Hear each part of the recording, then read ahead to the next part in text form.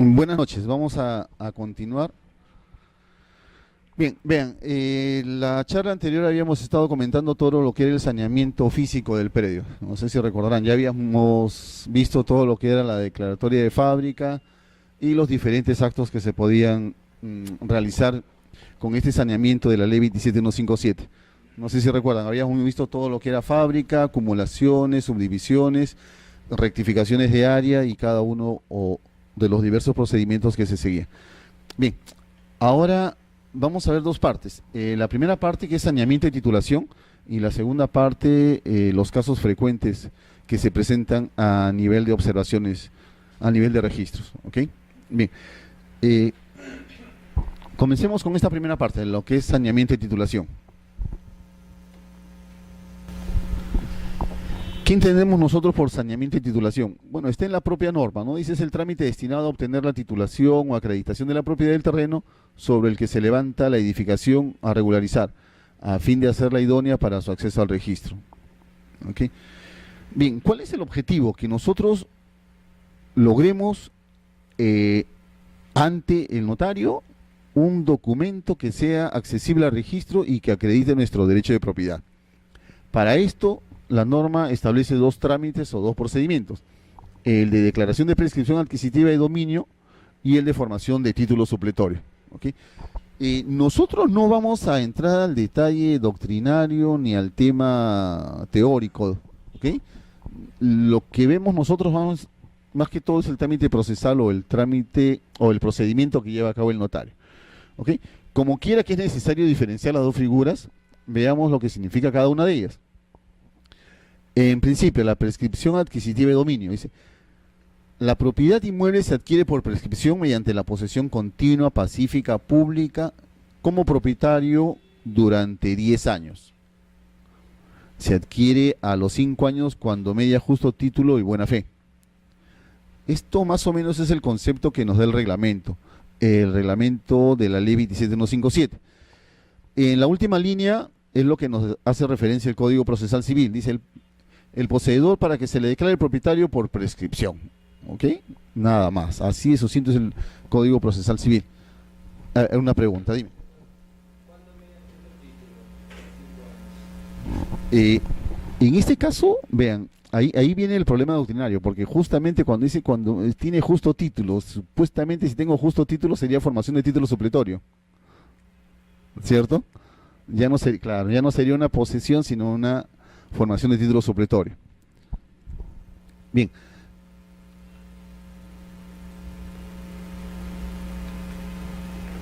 Y lo que dice el reglamento, el mismo reglamento de la 27157, dice formación de título supletorio. El propietario de un bien que carece de documentos que acredite su derecho contra su inmediato transferente o los anteriores a este, o sus respectivos sucesores para obtener el otorgamiento de título de propiedad correspondiente. Bien. A ver, quedémonos acá por el momento. ¿Cuál es la diferencia que encontramos para nosotros poder iniciar nuestro trámite de formación de título supletorio o de prescripción adquisitiva de dominio? Cuando nosotros estamos ante un trámite de prescripción o formación de título supletorio. Vean, del mismo concepto nos indica, la prescripción, ¿para quiénes está dada? Para los posesionarios, ¿cierto? Solo para los posesionarios. ¿Soy propietario? No, necesito que lo declaren, ¿ok? Pero en el caso de formación de título supletorio, yo soy propietario, ¿ok? El título a lo mejor no está perfeccionado, pero yo soy propietario. En el anterior caso, en la prescripción, necesitamos presentar o acreditar esa posesión con algún tipo de documento indubitable, no necesariamente, ¿cierto? Porque hay diferentes pruebas para que nosotros podamos acreditar nuestro derecho de posesión. Por el contrario, en el título de, perdón, en la formación de título supletorio, sí necesitamos acreditar con un documento fehaciente la existencia de él. A lo mejor que no tiene la formalidad del caso, pero tiene que ser idóneo y que acredite necesariamente una traslación de dominio, ¿ok? Porque también si no existe esta documentación, no podríamos nosotros iniciar este procedimiento. Bien. Sigamos. Dice, en cuanto a la formación de títulos supletorios, se procede a tramitar notarialmente la formación de títulos supletorios de dominio cuando el propietario carece de títulos que acrediten su derecho, siempre que la edificación objeto de regularizar esté levantada sobre un terreno no inscrito. El solicitante debe acreditar por lo menos 5 años de posesión. Acá no sé si ustedes han leído un poquito o algo lo que es el reglamento de la 27157 con la ley 27333. Entre ellas hay un cierto conflicto, si se quiere, o unas discrepancias, y justamente una de ellas es esto. Vean, con la 27333, ahí vamos a leerlo. Dice, cuando se haya solicitado la declaración notarial para la primera inscripción de dominio a que se refiere el artículo 22 de la ley 27157 sobre la base de títulos con por lo menos 5 años de antigüedad, el notario verificará que se trate de documentos de fecha cierta que contengan actos jurídicos de enajenación. ¿Ok? Este es lo que dice la 27333, que es anterior al reglamento de la ley 27157. Por el contrario, en la formación de título supletorio del reglamento no nos habla de ningún tipo de documento. Pero, si nosotros queremos establecer cuál es la norma que vamos a aplicar frente a un reglamento, creo que la ley tiene definitivamente prevalencia, ¿ok? Y deberíamos nosotros, y no solamente nosotros, sino también los notarios, pues, exigir este documento de fecha cierta que contenga el acto jurídico de enajenación. Muchas veces, en los casos que nos corresponde a nosotros a veces calificar estos títulos, ni siquiera lo mencionan. Ni siquiera lo mencionan. Entonces, nosotros, ¿cómo podríamos determinar si es un título supletorio o una posesión? A lo mejor por el tiempo, porque en el caso de formación de títulos supletorios solamente son 5 años, ¿no?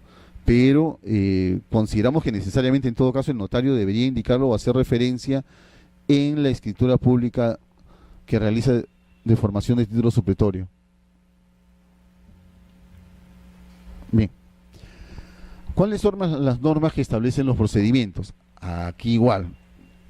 La ley 27333, que es del año 2000, si no me equivoco, establece una serie de parámetros o una serie de actos que se deben de realizar como procedimiento.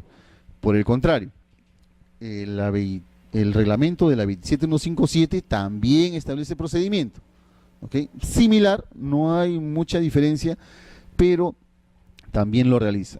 Normalmente nosotros lo que hacemos es seguir el procedimiento que establece el reglamento de la ley 27157 y eso, o conforme a él, es lo que vamos a desarrollar nosotros nuestro tema. Bien, dice, normas de procedimiento. La prescripción adquisitiva de dominio o la formación de títulos supletorios a que se refieren los artículos 21 y 22 de la ley se tramitan por la vía de los asuntos no contenciosos de competencia notarial, conforme al procedimiento previsto en este reglamento y supletoriamente con las normas contenidas en el Código Procesal Civil. Ya vamos a ver más adelante que las normas del proceso civil los notarios la dejan de lado. Bien, ¿cómo iniciamos el proceso? ¿Ante qué notario? Recuerda que en un momento habíamos estado conversando nuestro saneamiento o trámite de regularización de nuestras fábricas y habíamos comentado que en estos casos no era exigible la competencia del notario, cualquier notario podía participar, ¿cierto? ¿Por qué? Porque básicamente se refería a una certificación de firmas. Pero en el caso del saneamiento y titulación, la circunstancia que se lleva a cabo es diferente, ¿ok? Acá necesariamente es el notario de la provincia donde se encuentra ubicado el inmueble, ¿ok? No sé si recuerdan creo, si no me equivoco, en la charla anterior, nos preguntaban qué pasaba si en ese distrito el notario no quería o en ese distrito no había, ¿cierto? La competencia es a nivel, recuerdan que habíamos comentado, bueno, lo ratificamos en todo caso en estos momentos, es a nivel de provincia, ¿ok?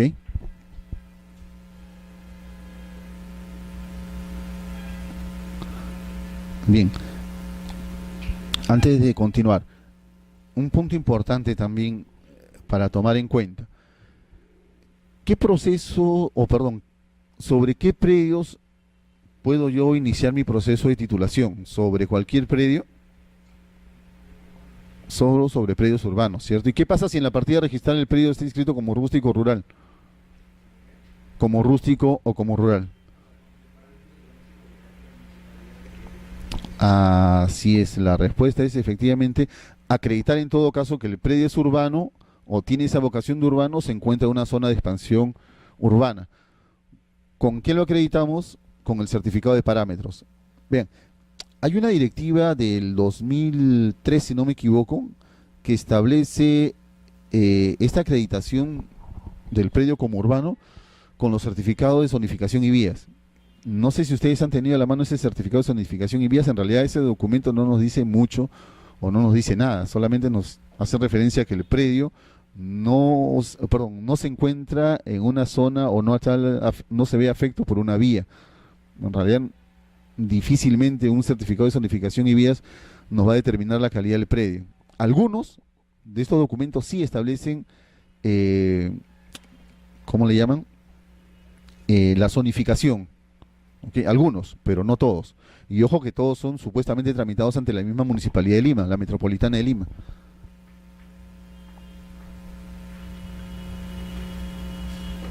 Bien.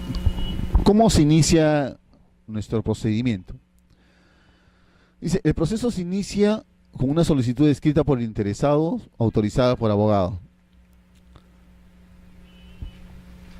con la indicación precisa de fecha y forma de adquisición, así como el tiempo de la posesión. Vean, estos son requisitos básicamente que se recogen del Código Procesal Civil, pero igual supuestamente deberíamos de cumplir con indicarlos. Les comentaré que en muchas ocasiones cuando se nos presenta a trámites este tipo de documentación, es materia de observación porque se olvidan de estos aparentes pequeños detalles.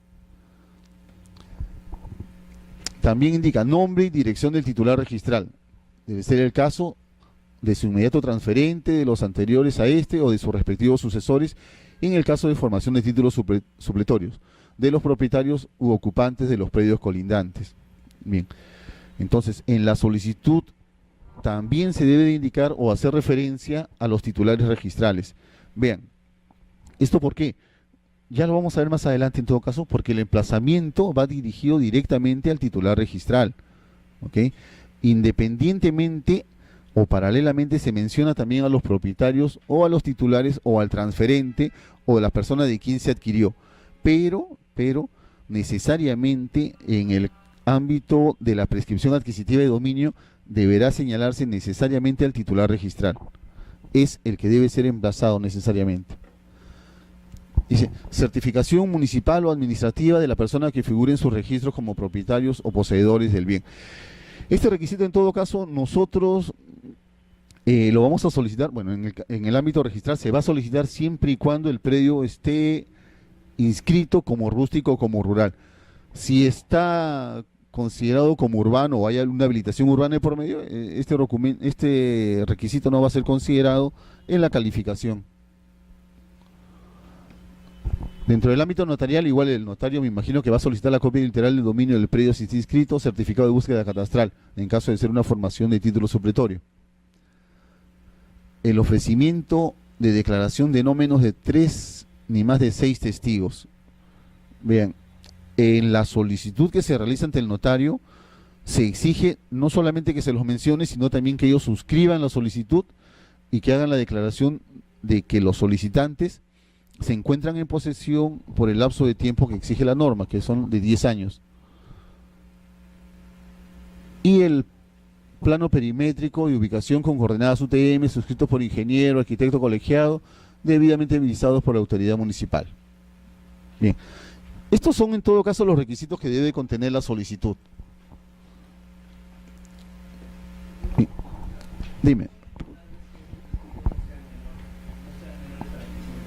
La idea me imagino que es porque para poder acreditar el lapso de tiempo de los 10 años que exige la norma de la prescripción, más que todo eso, porque después hemos estado analizándolo, no tendría mayor relevancia, pero ¿quién podría acreditar que que el poseedor se encuentra en esa posesión del predio, si no es más que una persona que al menos cumpla con esos 10 años, ¿no?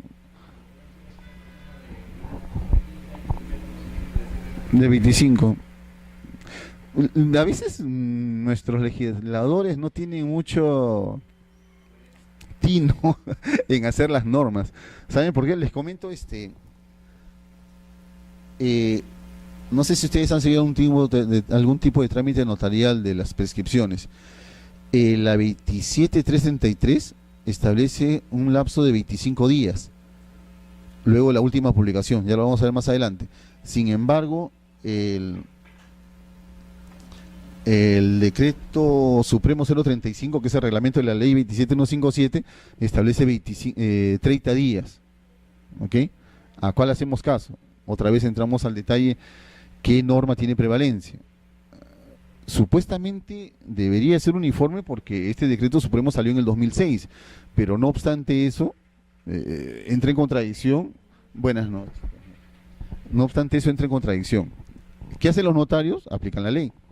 La ley dice 25 días, y en todo caso es lo que más les favorece a ellos, y lo aplican en ese sentido. Bien. Sí, otra pregunta.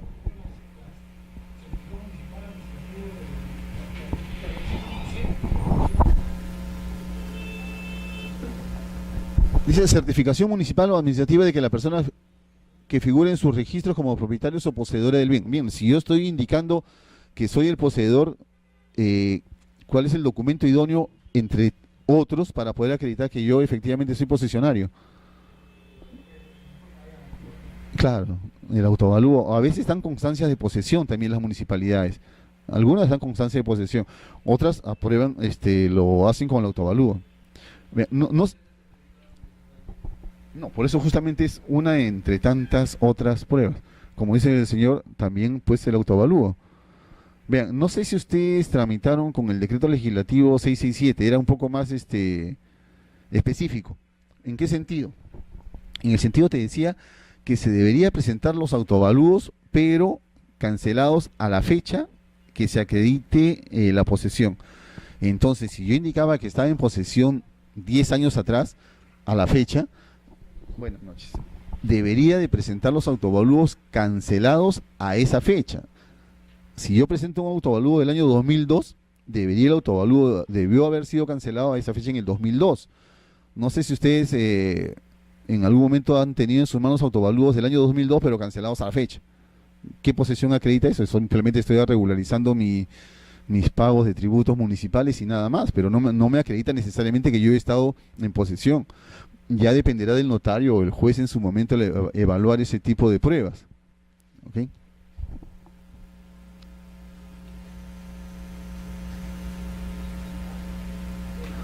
Bien, decíamos, el emplazamiento. Dice, el notario notificará necesariamente a la persona o personas de quien el solicitante afirma que derive el derecho invocado. O sea, necesariamente, pues si es una persona que no está inscrita a nivel de registros públicos, pero se menciona en la documentación que presenta el poseedor, el notario está en la obligación de notificarlo. Al titular registral definitivamente. ¿Ok? Acá en estos dos casos,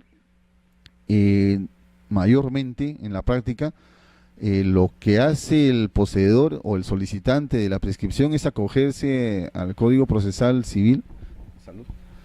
Y presenta una declaración jurada, ¿no? Una declaración jurada de que el propietario la persona a quien le transfirió, ¿ok?, no es posible ubicarlo, que agotó todos los medios necesarios para poder ubicarlo. En todo caso, pues consideramos que el notario debería, ¿no?, él también de agotar todos los medios, pero bueno, ya corresponde al procedimiento notarial o al notario en sí, pues, realizar este tipo de verificación. Buenas noches. Bien, independientemente entonces de la persona, perdón.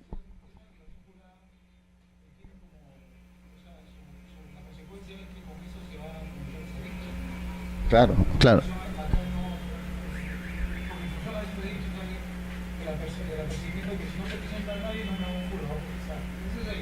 En el Código Procesal, así es. Aquí no hay curador procesal. Edicto sí hay. Porque ahí se ciña lo que es el Código Procesal Civil para esa notificación. ¿Ok? A ver, continuemos.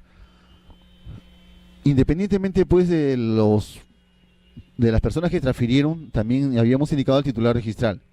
Bien, también existe obligación de notificar a los propietarios u ocupantes de los predios colindantes. ¿Ok? Y por último, dice a la Superintendencia Nacional de Bienes Estatales, SBN, o a los gobiernos regionales. Se entiende cuando el titular es el Estado, ¿ok? O en el caso necesariamente de formación de títulos supletorios.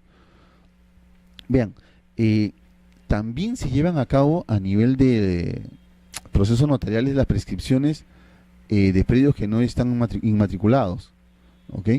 O sea, no tienen existencia o vida registral y también se hace la prescripción sobre estos predios, pero necesariamente debería notificarse a la Superintendencia de Bienes Nacionales. Ahora, salió una ley, viene a colación este tema, dice: ley que establece la presunción de que el Estado es poseedor de los inmuebles de su propiedad y declara imprescriptibles los bienes inmuebles de dominio estatal.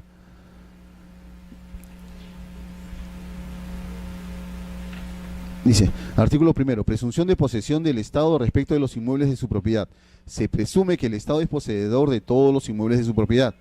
Artículo segundo, declaración de imprescriptibilidad de los bienes inmuebles de dominio privado estatal. Declárese la imprescriptibilidad de los bienes inmuebles de dominio privado estatal. ¿Qué significa? Que supuestamente, pues, de acuerdo a esta norma, ningún predio de dominio privado del Estado sería sujeto a prescripción. Pero,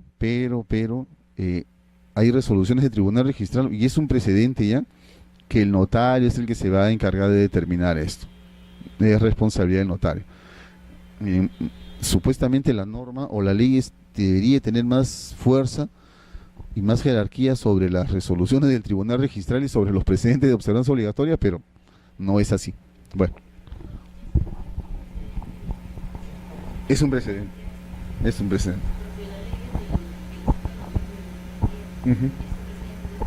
El precedente acabo de tener, creo.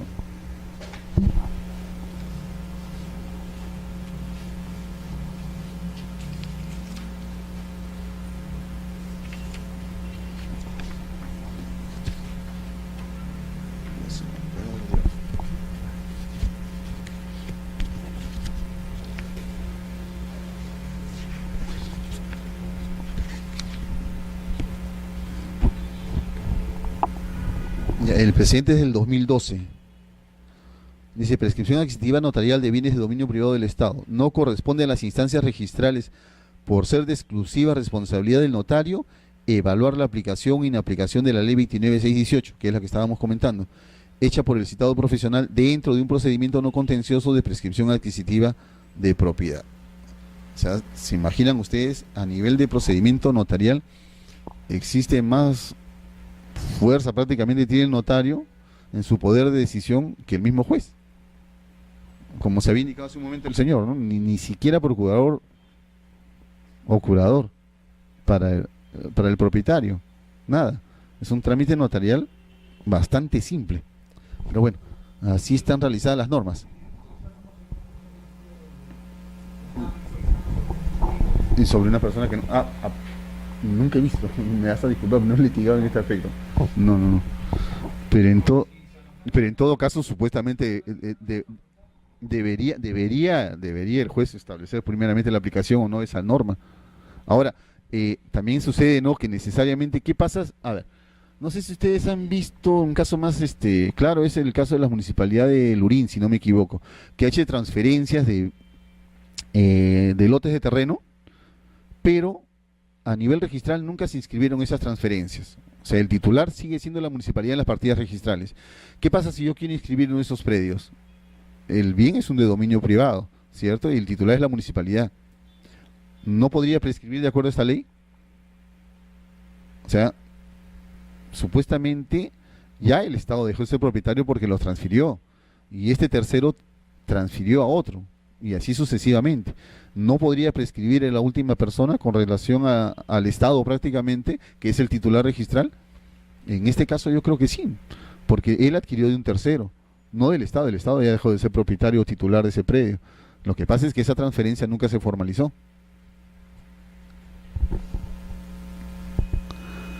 Bien, en todo caso, lo que sí debería acreditar y se le va a solicitar a nivel registral al notario es que se haya notificado a la Superintendencia Nacional de Bienes Estatales, ¿ok?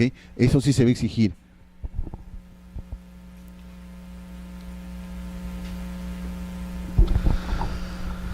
Dice, las notificaciones se efectuarán adjuntando la integridad de los anexos de las respectivas solicitudes. El incumplimiento de la notificación en los términos señalados produce la nulidad del trámite. ¿Quién declara la nulidad? No lo sabemos, porque supuestamente es un trámite notarial. Los registros públicos no están en capacidad de establecer una nulidad.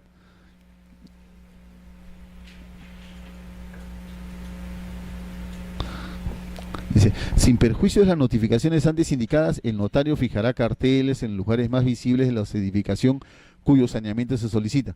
Asimismo, se dispondrá que se efectúe una publicación que contenga el extracto de la solicitud de saneamiento por 3 días, con intervalos de 3 días hábiles entre cada una de ellas en el Diario Oficial del Peruano y en el de mayor circulación del lugar donde se ubica el inmueble. Bien. Esta parte es interesante. Les comento, a nivel de experiencia registral. En alguna oportunidad me llegó una escritura pública ya para la inscripción definitiva de la prescripción. ¿Ok? ¿Y qué es lo que sucede? Me percato de que los intervalos no eran los que establecía la norma. La norma establecía 3 días, o establece 3 días de los intervalos de las publicaciones. ¿Qué es lo que pasa? En esta escritura pública los intervalos habían sido de 2 días. Como es lógico, se observa. No recuerdo el notario, bueno, tampoco diría el nombre. El notario agarra y dice, conforme a los precedentes de observancia obligatoria, el registrador no puede establecer ni observar la parte sustantiva del procedimiento que se ha llevado a cabo. Le vuelvo a observar y apela. Se va en apelación al tribunal registral y el tribunal registral revoca la observación y ordena que se inscriban. Vean, si nosotros comparamos a nivel judicial pues existe otra parte en la cual puede defenderse o puede establecer los parámetros para que pueda actuar un juez. En cambio, a nivel notarial, no. O sea, los mínimos requisitos ni siquiera se cumplen, como el que les estoy indicando como experiencia. Pero lamentablemente existen normas como los precedentes que son obligatorios para los registradores.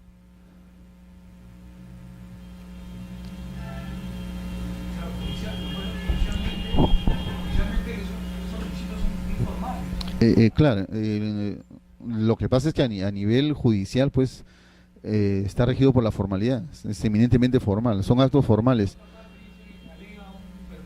Hasta el procurador lo podría hacer, ¿no? Pero bueno, continuemos.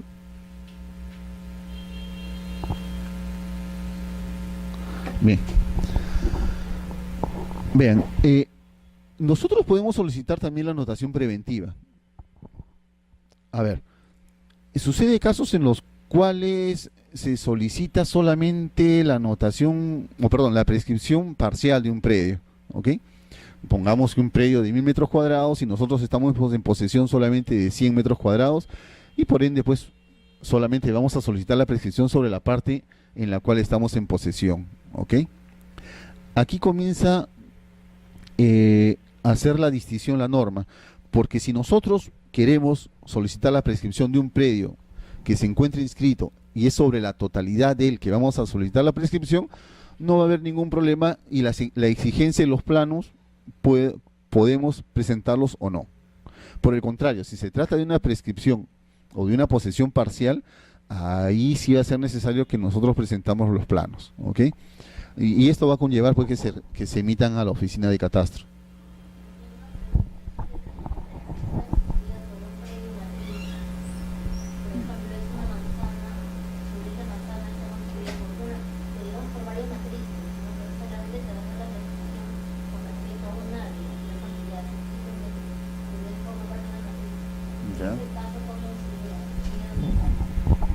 A ver, la pregunta es, ¿qué pasa si se pretende solicitar la prescripción parcial sobre una matriz? A ver, veamos.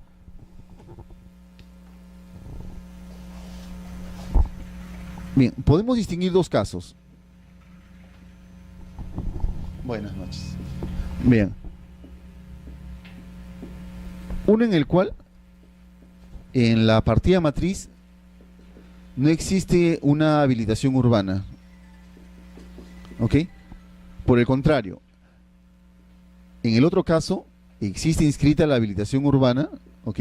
Pero el predio, como no ha sido transferido, aún pertenece, aún está inscrito en la partida matriz, ¿ok? Bien, en este caso no va a haber ningún problema porque el solicitante lo que va a hacer es remitirse al título archivado y en los planos están todas las características físicas, ¿ok? ¿Va a haber necesidad de presentar nosotros el plano de ubicación y el plano perimétrico? No, ya lo tenemos en los antecedentes registrales, ¿ok? Ya está determinado. Por el contrario, ¿qué sucede si tenemos, buenas noches, si tenemos una extensión mayor y dentro de esto se encuentra el área que nosotros queremos prescribir? Aquí sí va a ser necesario que nosotros presentemos el plano de ubicación y el plano perimétrico, ¿ok? Catastro, ¿qué determinará? Catastro va a determinar que esta área se encuentra dentro de esta partida matriz que nosotros estamos alegando. Y segundo, en todo caso, que este predio no se superpone con sus colindantes. Una vez que se ha descartado esto, va a proceder, si hemos solicitado la anotación presentiva, va a proceder la misma. ¿Ok? ¿Está claro? ¿Ya?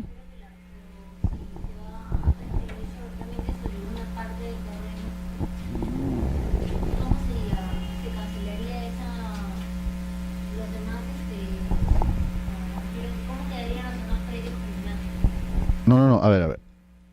Si nosotros estamos solicitando la prescripción solamente sobre un área de esa matriz, supongamos que esto tiene 10.000 metros cuadrados y nosotros estamos solicitando únicamente la prescripción de 100 metros cuadrados, esta área se va a extraer. ¿Ok? Realizamos la anotación preventiva en la partida matriz, pero en el momento determinado, cuando el notario declare la prescripción, esta área la vamos a independizar, la vamos a subdividir o la vamos a desmembrar. Cuando se haga la declaración notarial ya. Estamos en la anotación preventiva, ¿cierto? Cuando el notario declare o concluye el procedimiento notarial, ¿cómo lo concluye? Declarando la prescripción a favor de, por una determinada área, con las características físicas que indique. En ese momento se dispone también la independización del predio, o la independización de ese predio. Y no sé si recuerdan la sesión anterior, para esta independización, ¿qué necesitamos? Nada. Basta únicamente con la declaración del notario, indicando cuál es el área remanente, en principio, indicando cuál es el área que se va a independizar, que lógico que es la que se ha prescrito, y indicando cuál es el área remanente del predio matriz, nada más. En algunos casos se va a exigir el plano del área remanente. Cuando, por ejemplo, pues es un área urbana, pongamos de 1.000, 2.000, 10.000 metros cuadrados, y con pase favorable de catastro. Pero ¿qué sucede si el área es sinuosa, por ejemplo, o es una extensión de hectáreas? En ese caso, en los que se mueve frecuentemente la partida matriz porque se están extrayendo constantemente independizaciones o predios, ya ni siquiera va a ser necesario que se presenten planos del área remanente. O sea, ¿se imaginan con cuánta facilidad podemos no solamente prescribir, sino independizar?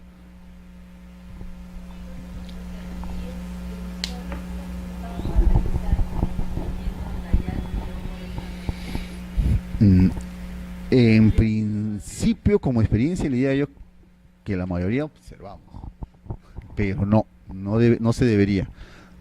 La pregunta es si se puede el registrador observar o no observar el procedimiento, si se ha llevado con las formalidades que se exigen. No, ya establecen ya los precedentes y diversas resoluciones que es responsabilidad del notario. Entonces, supuestamente el registrador no debería involucrarse en el tema del procedimiento notarial.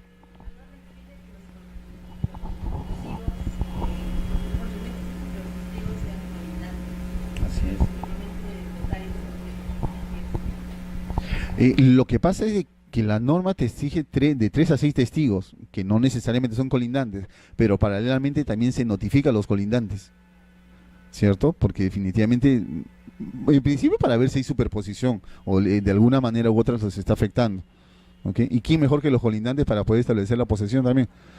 Así es, pero lamentablemente, bueno, no sé si usted alguna vez le ha llegado a sus manos escrituras públicas de los notarios, y cuando hacen el acta de presencia, casi nunca están los colindantes. Bueno, es un tema del procedimiento del notario.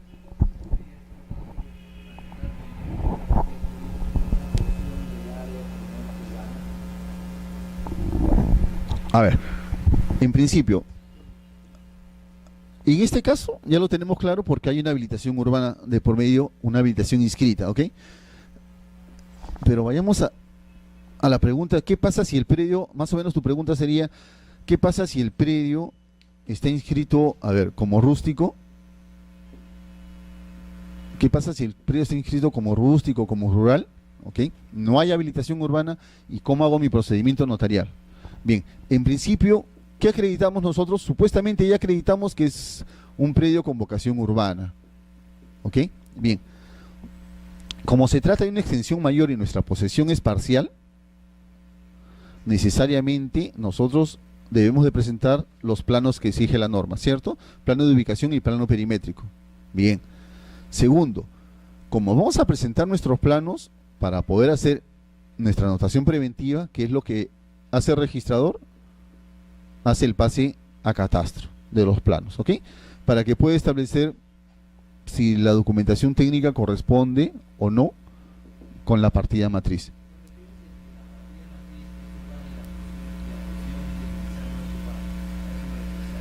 Al revés. A ver, la pregunta es al revés. Si la porción que se va a independizar no es urbana y la partida matriz sí lo es. La pregunta es, perdón, la respuesta sería ¿cómo el notario podría dar trámite a un predio que no está bajo su competencia? ¿Por qué? ¿Se acuerdan la semana, en la charla anterior que habíamos dicho? Estas normas de saneamiento son únicas y exclusivamente para predios urbanos, ¿cierto? Entonces no cabría la prescripción sobre esa parte, porque no es urbano.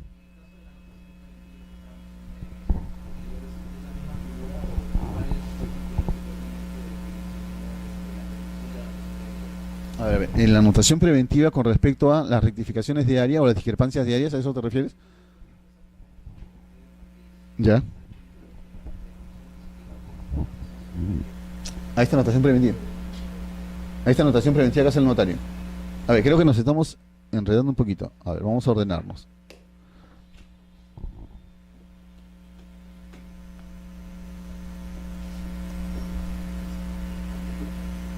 Bien. A ver, dejemos esto por un ratito.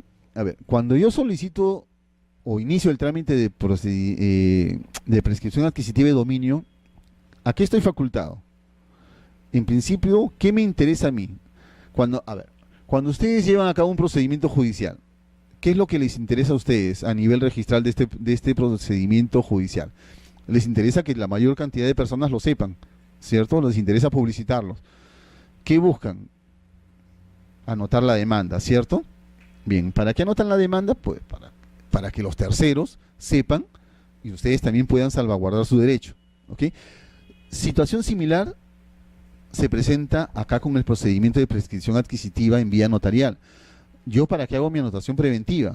Para que los terceros sepan, yo publicitar que se está llevando a cabo un procedimiento notarial de prescripción adquisitiva. Pero solamente eso, no. También me interesa inscribirlo porque todo se va a retrotraer aquí, a la inscripción de la anotación preventiva. Hay muchos notarios que no lo hacen, pero si nosotros tratamos de ser cuidadosos con nuestro procedimiento, nos interesa realizar esta inscripción porque aquí ya estamos guardando, reservando nuestra prioridad. ¿Para qué?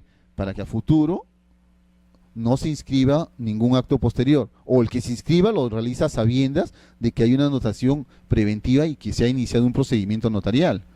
¿Ok? Entonces la pregunta surge, ¿me interesa inscribir o realizar mi anotación preventiva de esa prescripción o no? Yo creo que sí, ¿cierto? Porque con eso ya guardé prioridad, ¿o no? Para cuando se realice la declaración de prescripción definitiva, yo ya no voy a tener ningún problema. Todo se va a retrotraer a mi anotación preventiva. ¿O no? ¿No les parece? ¿O no?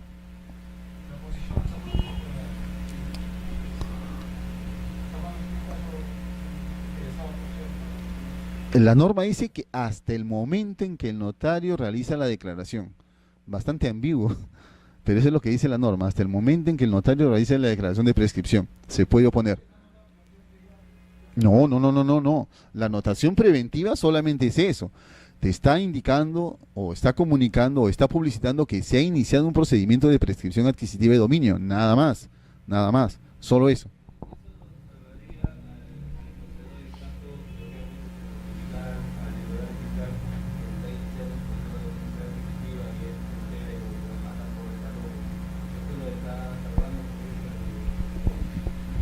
La pregunta es si esta anotación preventiva le está asegurando al poseedor para un eventual desalojo en el caso que el titular registral se entere.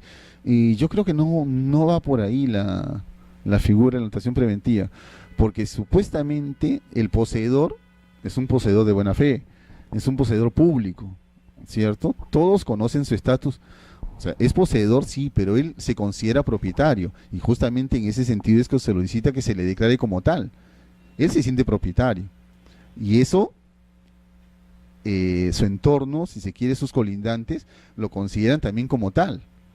¿Ok? Entonces, ya no habría posibilidad justamente de iniciar este tema, porque de lo contrario pues, se va a judicializar, si es que habría esta situación que tú nos estás indicando. Ya había una oposición de por medio. O sea, ojo, esté inscrita o no esté inscrita la anotación preventiva, igual existe la posibilidad de la oposición.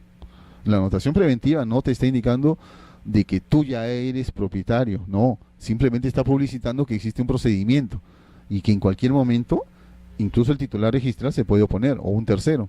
Basta con que se opongan ante el notario para que el notario inmediatamente paralice ese procedimiento notarial y remita todo a nivel judicial. Pregunta. Un predio que ha pertenecido a una persona hace muchos años. Alguien ha hecho una prescripción adquisitiva sin estar poseyendo. Ya. Y los herederos, digamos, de los primeros, pueden hacer otra prescripción adquisitiva sobre eso. A ver, repíteme. A ver. Un predio, ¿no? Ya, un predio que es. Y una persona de afuera viene y hace una prescripción adquisitiva de un predio de 60.000 metros, Ya. hace una prescripción adquisitiva de 10.000 metros. Ya. Pero no están poseyendo, porque la posesión de los 60.000 está a nombre de una familia X. Entonces, esa prescripción que se han hecho, es posible impugnarla, pero ya uno se ha enterado ya después de que ya escribieron en los registros públicos. Vean, ¿Se impugna o se puede hacer una prescripción adquisitiva sobre los 60.000? la pregunta es si una vez declarada o realizada la prescripción adquisitiva de dominio, esta se puede impugnar. Yo creo que no. Una vez que se declaró, pero justamente, a ver, supuestamente el procedimiento lo llevó a cabo el notario o el juez en su caso. Si lo llevó a cabo el notario, ya siguió todo el procedimiento que la ley determina para que pueda hacer la declaración.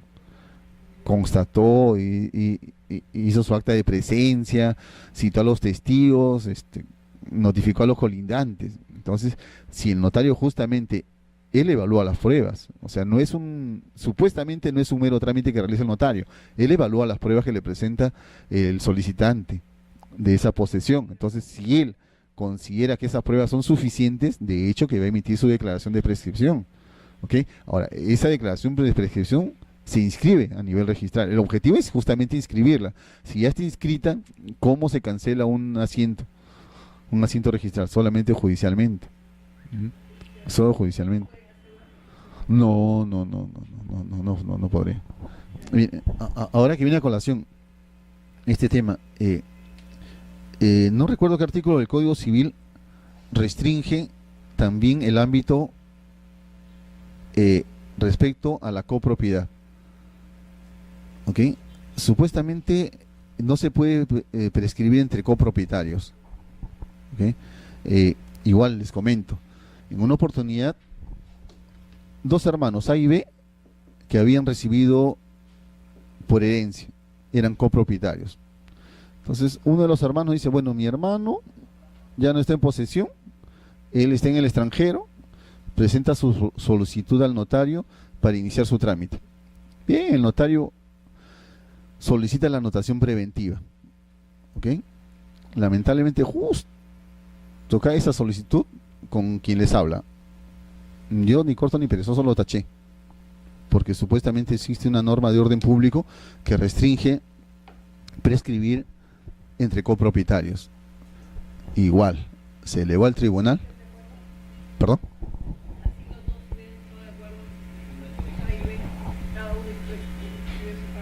No, pues en todo caso ahí podría ser una división y partición o una adjudicación recíproca, pero no una prescripción.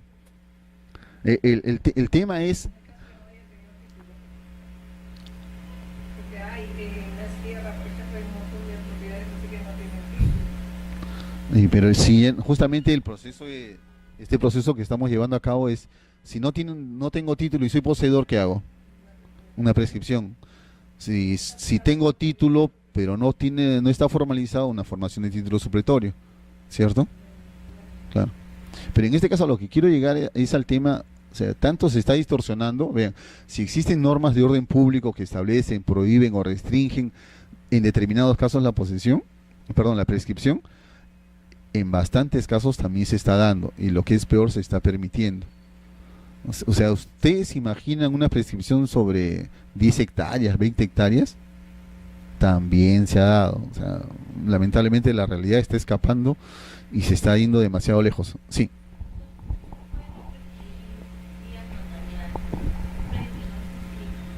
sí, sí, sí se puede. No sé si más adelante, perdón, en diapositivas adelante indicamos eso, sí se puede prescribir, basta con que cumplan los requisitos. Ahora, igual, tienes que notificar a la SBN porque si no está inmatriculado, supuestamente le pertenece al Estado, ¿cierto? Necesariamente tendrías que notificar a la SBN, pero en principio sí se podría realizar ese tipo de inmatriculación. Con mayor razón todavía, con mayor razón. Ujú. Bien, a ver, continuemos. Bien, presentamos entonces nuestra solicitud de prescripción ante el notario. ¿Cuál es el paso siguiente? El paso siguiente, si se quiere, porque no es obligatoria, el tribunal establece que no es obligatoria la anotación preventiva. Si se quiere, se solicita la inscripción, si no, no. ¿Ok? Dicen, la anotación preventiva de la solicitud de declaración notarial de propiedad por prescripción adquisitiva de dominio y del saneamiento de áreas, linderos y medidas perimétricas a que se refiere el artículo 5 y el artículo 13 de la ley 2733, se extenderá previo informe del área de catastro, en mérito al oficio del notario solicitando la anotación preventiva, acompañado de la copia certificada de los siguientes documentos. Bien, en principio, el documento o el título que va a dar mérito a la inscripción de la anotación preventiva va a ser la solicitud del notario. ¿Ok? Aquí la norma nos dice que deberíamos de presentar planos, pero como ya nosotros hemos indicado, solamente va a presentar planos si se trata de una posesión parcial. ¿Ok? Si se trata sobre todo el predio, no va a ser necesario que se presenten los planos a que se refiere la norma. Y adjuntar, por supuesto, copia certificada de la solicitud de prescripción.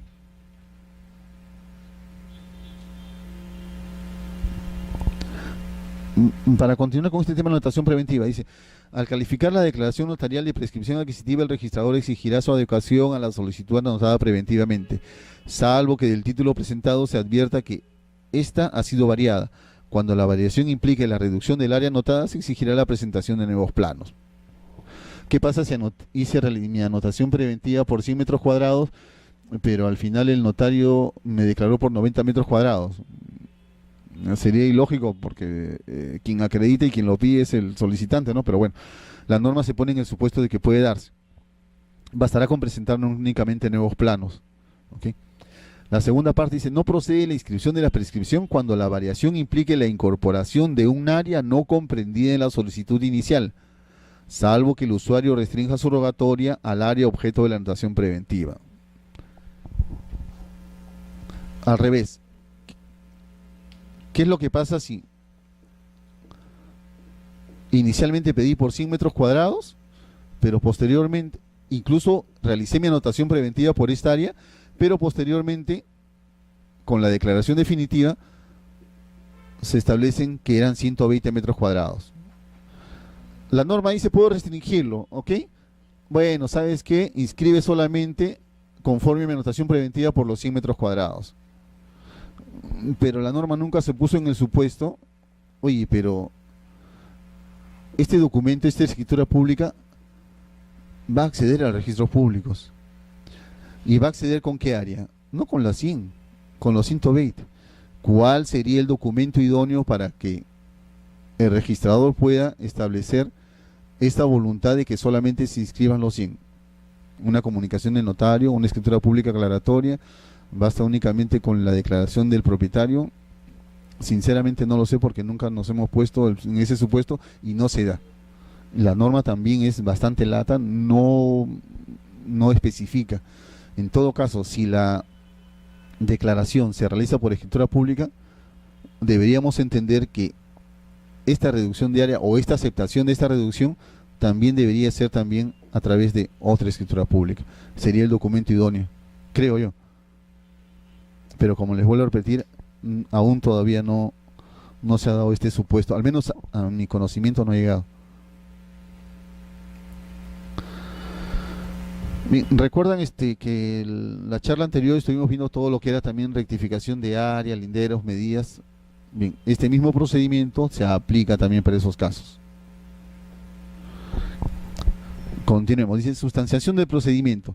Dice, el notario se constituirá en el inmueble objeto de saneamiento, extenderá un acta de presencia en la que hará constar la descripción y características del inmueble, la posesión pacífica pública ejercida por el solicitante, el dicho o manifestación de los ocupantes de los predios colindantes, así como la declaración de los testigos ofrecidos mediante actas notariales de presencia. Hasta aquí todo esto es labor meramente del notario. Lo que les estaba comentando, la norma dice transcurrido 30 días, es lo que dice el Decreto Supremo 035-2006 y la Ley 27333 dice 25 días. Aquí le hacemos caso, a nivel de jerarquía de normas, pues la ley está primero, ¿ok? Entonces, nosotros hacemos nuestro cómputo únicamente de 25 días. Dice, transcurrido los 25 días hábiles desde la fecha de la última publicación, sin que se hubiera interpuesto oposición, el notario levantará un acta donde hará constar haber cumplido con las notificaciones respectivas, la evaluación de las pruebas y los actuados, y declarará la prescripción adquisitiva de dominio a favor del solicitante, o dispondrá la formación de títulos supletorios según sea el caso.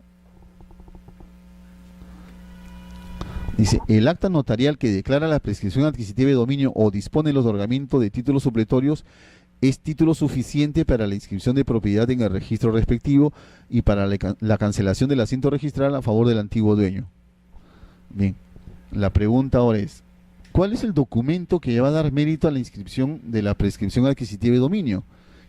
Bien, la norma establece dos documentos.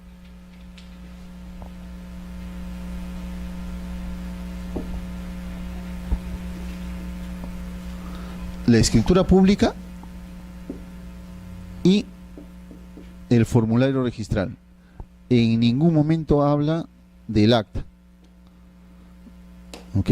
Entonces, los documentos o el título que va a dar mérito para la calificación o la inscripción de la prescripción es la escritura pública o nuestro FOR.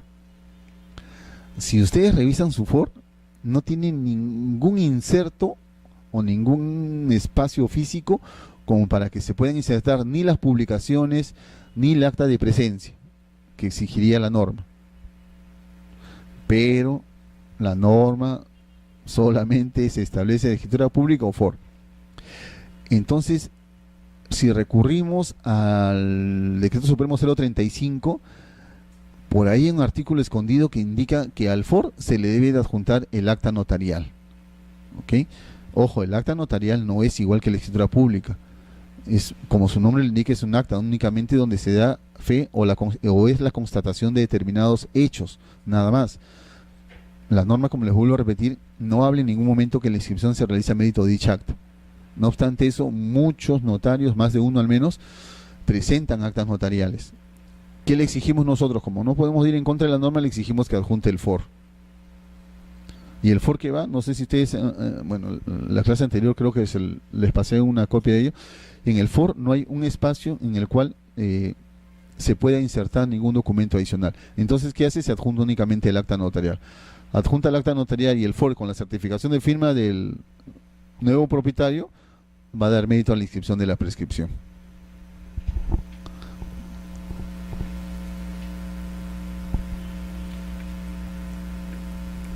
Esa es la parte que nos estaba comentando su compañero.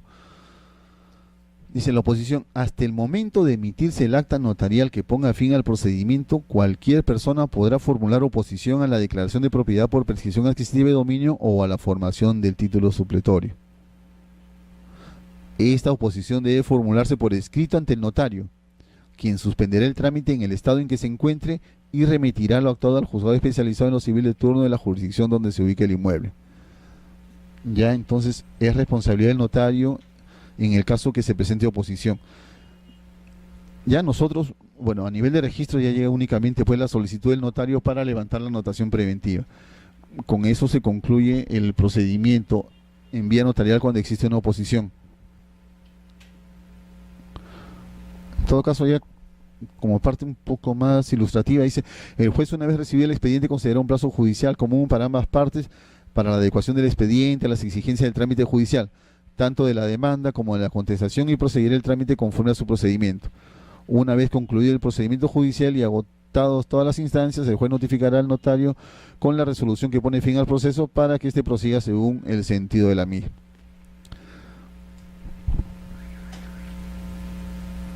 Bueno, ese es un pequeño cuadro en el cual los he dividido todas las etapas de ese procedimiento notarial. ¿Alguna pregunta?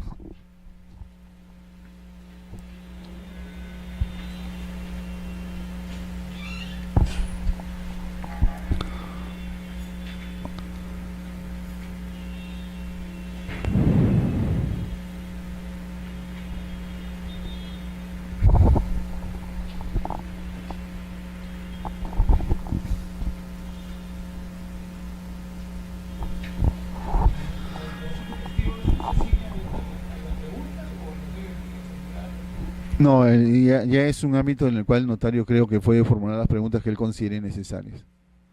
No hay restricción en todo caso para el notario para que pueda realizar algún tipo de pregunta adicional a los testigos.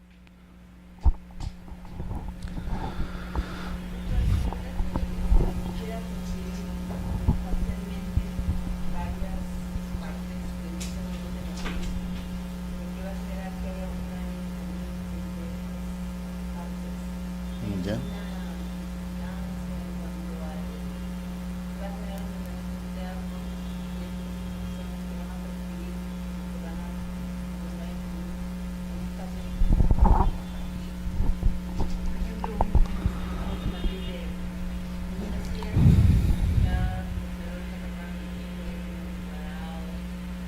Ya. La pregunta es más o menos, ¿qué es lo que pasa si pretendo prescribir áreas parciales y alguno de esos lotes no tendrían acceso a vía pública? ¿Algo así? Ya. Bien, en principio, la norma no lo dice expresamente, pero para nosotros poder independizar necesitamos que el predio tenga salida directa a vía pública o a través de un área común. ¿Ok? Ahora, en el caso que ustedes nos indican, si se trata de un predio urbano, necesariamente tendría que tener acceso a una vía pública para poder independizarlo. Pero acuérdense también que con estas normas de saneamiento, las subdivisiones se dan sin trámite municipal. ¿Ok? Se dan sin trámite municipal. Entonces, basta con que el usuario indique que este predio tiene salida a vía pública y como los planos están visados para que pueda independizarse. No habría, creo yo, alguna restricción por ahí. Ahora, ¿qué pasa si estos predios no tienen salida a vía pública? En algunos casos, no acá en el Perú, pero sí nos comentaron cuando íbamos a un curso, los españoles no se hacían ningún tipo de problema porque decían que el derecho de propiedad se ejerce independientemente del ámbito en el cual se encuentra el predio físicamente. O sea, si mi predio está incrustado, yo veré la forma como puedo acceder a él, pero no necesariamente necesito imponer una servidumbre ni tener salida a vía pública. Que en el Perú todavía no se da eso. Nosotros todavía exigimos para una independización, una subdivisión, que necesariamente tenga salida a vía pública, y así lo exigimos hasta el momento. Y no se ha presentado todavía, no he visto ningún caso en los cuales no tengan salida a vía pública. A un área común. Lo que pasa es que tampoco podrías tú imponer un reglamento interno, ¿no? Porque supuestamente un reglamento interno es consensuado, es un acto consensual entre todos los propietarios, ¿m? Salvo que apliques normas de saneamiento, que podría darse, ¿no? Eso no lo hemos estudiado, pero también los propietarios de un predio matriz pueden establecer un reglamento interno cuando ellos no tienen salida a vía pública y solamente tienen un pasaje de uso común. Puede darse también. Sí, si se ponen de acuerdo, incluso la norma habla de 2/3, que se pongan de acuerdo 2/3, con claro, una mayoría calificada para que ellos puedan optar por la imposición de un reglamento interno para todos los propietarios. Se puede dar también. Sí, en ese aspecto sí se podría dar. En la partida matriz. En la partida matriz. Claro, en la partida. Si es un reglamento interno, necesariamente en la partida matriz. Pero ten en cuenta que eso implica también previamente inscribir la fábrica. Ok. Bien. ¿Alguna otra pregunta?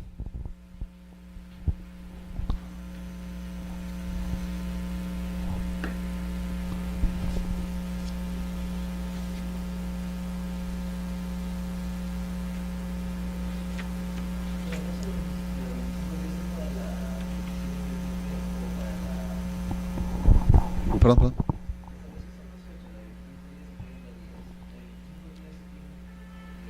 No, en realidad los dos están normando lo mismo. Lo que justamente estábamos comentando era la discrepancia, que las dos normas regulan lo mismo y sin embargo establecen plazos diferentes.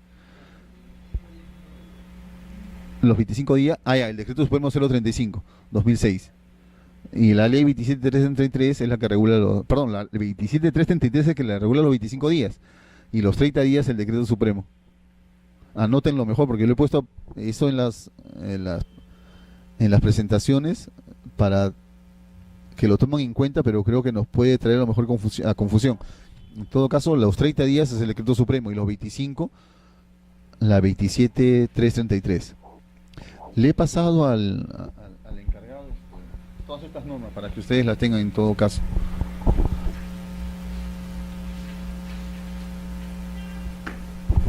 ¿Alguna pregunta?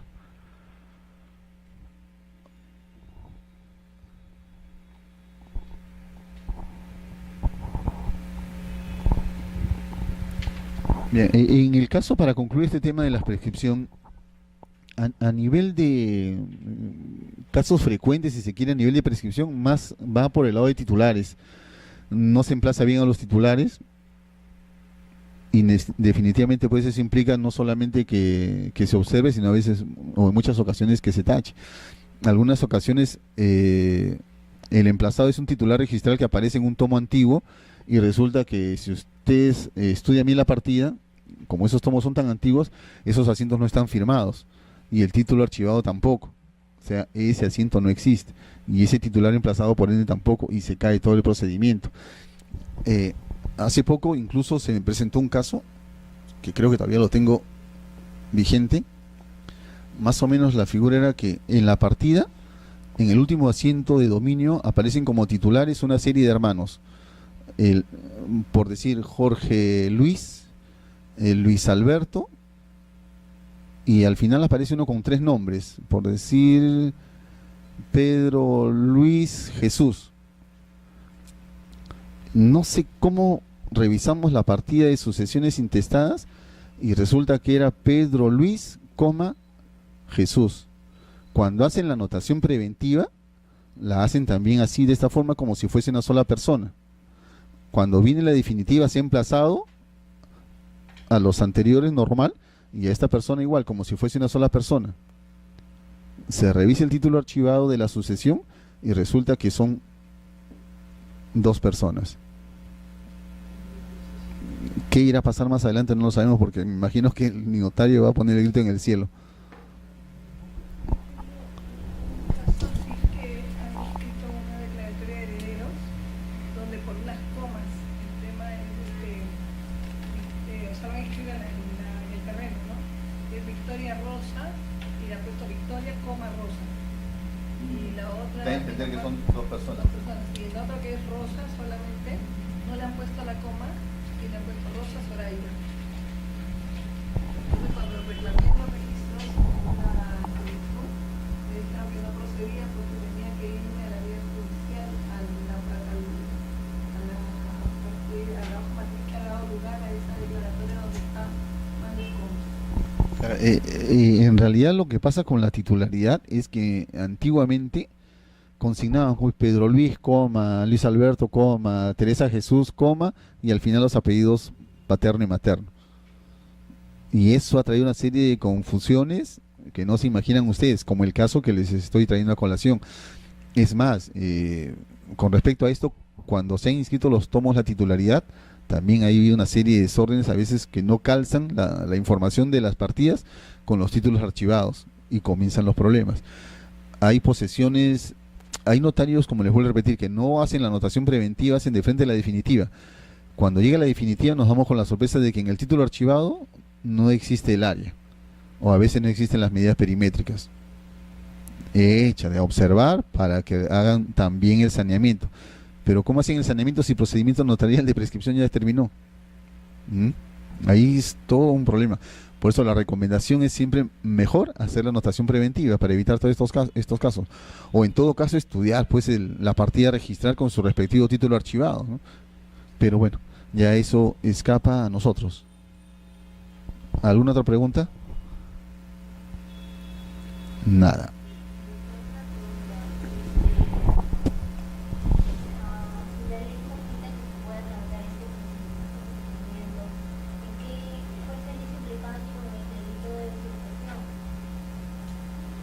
Por un lado te da la posibilidad de que puedas prescribir a funcionar hasta verdadero propietario, pero por otro lado, si por ejemplo mañana una persona va y ocupa un predio que efectivamente habían salido de viaje, pero luego viene y lo denuncia, o sea, obviamente lo puede sacar, ¿no?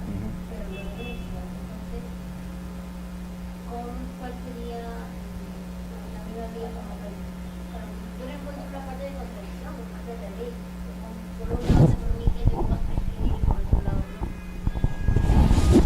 La pregunta es: ¿cuál es la implicancia de la posesión para alcanzar la prescripción con relación al delito de usurpación? Bien, en principio, a ver, si ustedes recuerdan, el Código Civil establece dos tipos de posesión, ¿no? Perdón, dos tipos de prescripción: la prescripción larga o mala, creo, si no me equivoco, la llaman también así, o la prescripción corta o de buena fe, ¿cierto? En principio, si yo opto por la prescripción de 10 años, que es la prescripción larga, es porque no tengo ningún documento o ningún hecho que me permita acreditar que soy un propietario. Lo que yo quiero es simplemente el transcurso del tiempo para ganar el bien y prescribirlo, con el simple transcurso del tiempo, ¿ok? Ahora, claro, justamente el detalle es ese, ¿no?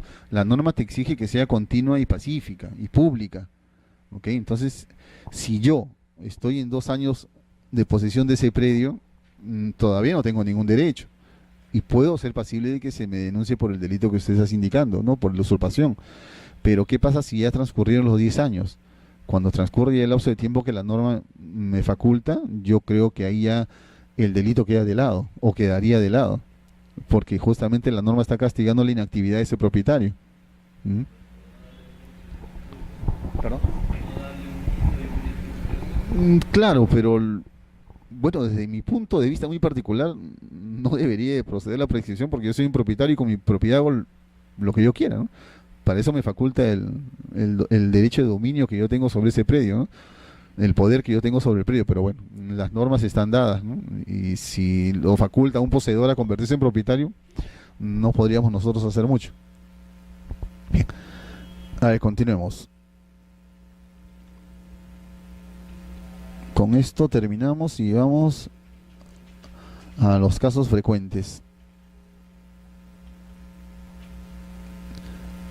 Bien, vamos a algunos casos frecuentes que se presentan en el día a día a nivel registral con relación a los temas que hemos estudiado.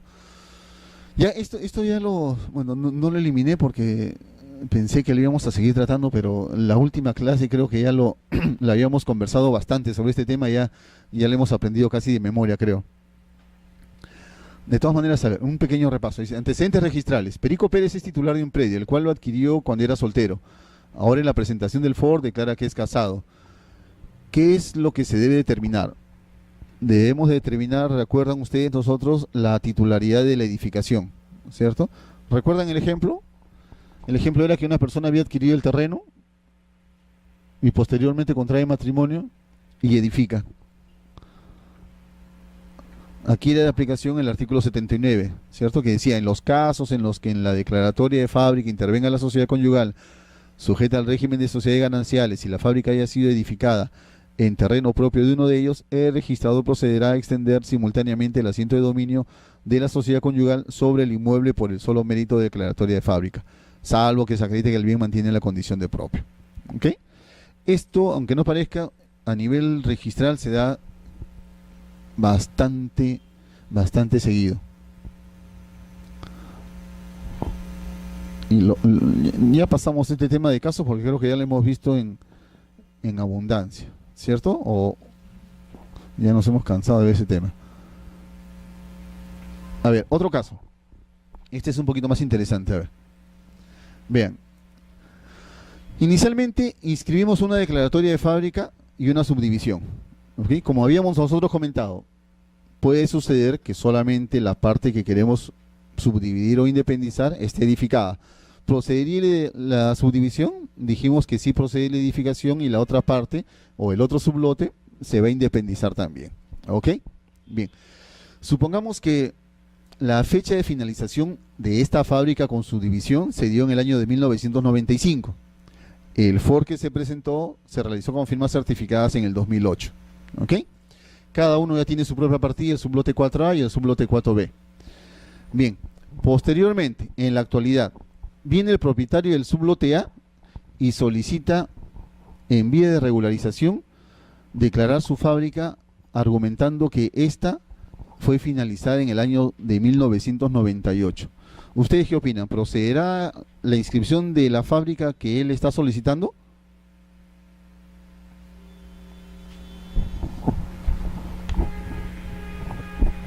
¿Entienden el ejemplo? Se lo repito. Sí. A ver. Lo que pasa es que tú no has estado acá. Ya, a ver. Una repetición antes de la respuesta. Bien. Nosotros indicamos, ¿se puede regularizar fábrica? Sí. ¿Se puede regularizar subdivisiones? También. ¿Ok? ¿Qué necesitábamos? Nuestra finalización de la obra haya sido antes del 21 de julio del año 99. Bien, en este caso, esta figura cumple con los requisitos porque la fecha de finalización de la obra fue en el año de 1995. Presento mi FOR con firmas certificadas en el 2008. ¿Ok? ¿Interesa que los dos predios tengan edificación? No, lo que nos interesa es que a consecuencia de la edificación se produzca el fraccionamiento del lote. Aquí se produce, sí, ¿ok? Porque uno de ellos está edificado, el otro no. Bien, ¿qué hacemos? Independizamos cada sublote, cada uno con su propio titular, supongamos. Transcurre el tiempo y el propietario del sublote 4A quiere también regularizar su fábrica. Para esto, ¿qué hace? Presenta igual su FOR y dice él, mediante declaración en el FOR, que la fecha de finalización de la obra fue en el año de 1998. Agarra, certifica su firma en el año 2014 y lo presenta a registro. ¿Cumple la primera premisa de que la fábrica haya sido en el año 98, o sea, antes del año 99? Sí. ¿Cumple la premisa de que se trata de un predio urbano? Sí. ¿Qué es lo que no cumple? La doble regularización, ¿cierto? Ya se regularizó. A este año, ¿quién dio fe de que esto se encontraba así? O sea, sin edificación. ¿En el año 2008 existía edificación acá? No, ¿cierto? No existía edificación. ¿Y qué pasó? Simplemente pues no quiere sacar la vuelta a la norma, ¿cierto? Entonces, ¿qué hacemos ahí? Pues eso definitivamente igual deviene en una tacha. No procede la inscripción de esos casos.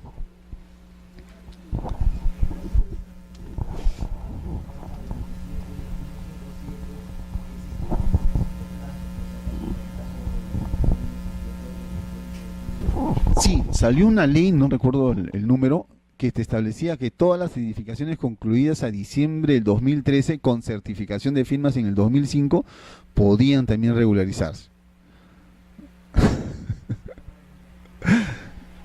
Les explico. O sea, se dio una especie de ampliación luego de la 27157, no recuerdo el número de la ley, que establecía que todas aquellas regularizaciones realizadas antes del 2003, pero los formularios con certificación de firma del 2005 también podían regularizarse. ¿Ok? ¿Qué me interesaba ahí? Igual que acá, en el año 99, que esa edificación se haya concluido antes del 2003. ¿Ok? Pero que el FOR o la certificación de firmas del FOR sean en el 2005, hasta el 2005, perdón. O sea, esa norma estaba direccionada. Claro, o sea, porque es ilógico, ¿no es cierto?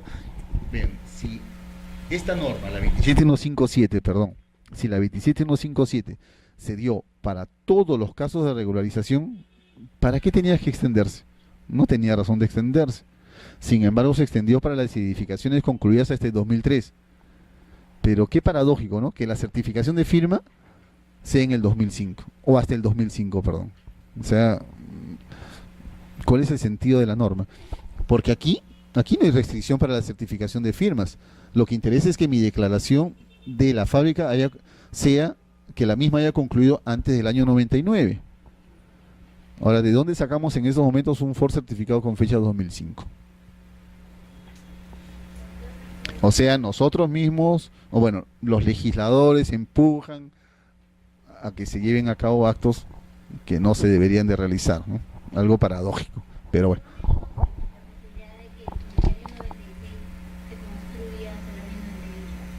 ¿Aquí en el ejemplo? A ver, lo que sucede, a ver, cuando hacen la declaración, el verificador hace la declaración sobre él todo, ¿ok? Y él declara, por así decirlo, que esta foto estaba así incluso en el 2008. ¿Por qué? Porque él como verificador supuestamente él constata para poder levantar los planos, ¿cierto? Toma esa foto en el 2008 y así se inscribe. Bien, yo digo, si en el 2008 la foto era así, ¿qué es lo que pasó en el 2014? Alguien más se metió en la foto, ¿cierto? Lo cual supuestamente no debería darse. Entonces ahí ya pues están tratando, como les vuelvo a repetir, como se dice vulgarmente, sacarle la vuelta a la norma.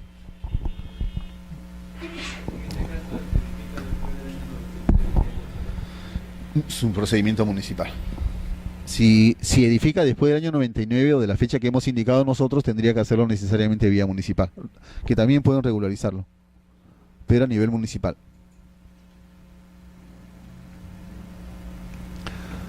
Otro caso que se nos presenta también es de acuerdo a los antecedentes registrales. Dice, el predio X, su titular es la sociedad conyugal conformada por Pedro Rodríguez y Teresa Carrasco, pero la documentación la suscriben Teresa Carrasco, Juan Rodríguez Carrasco, Julia Rodríguez Carrasco y Carmen Rodríguez Carrasco.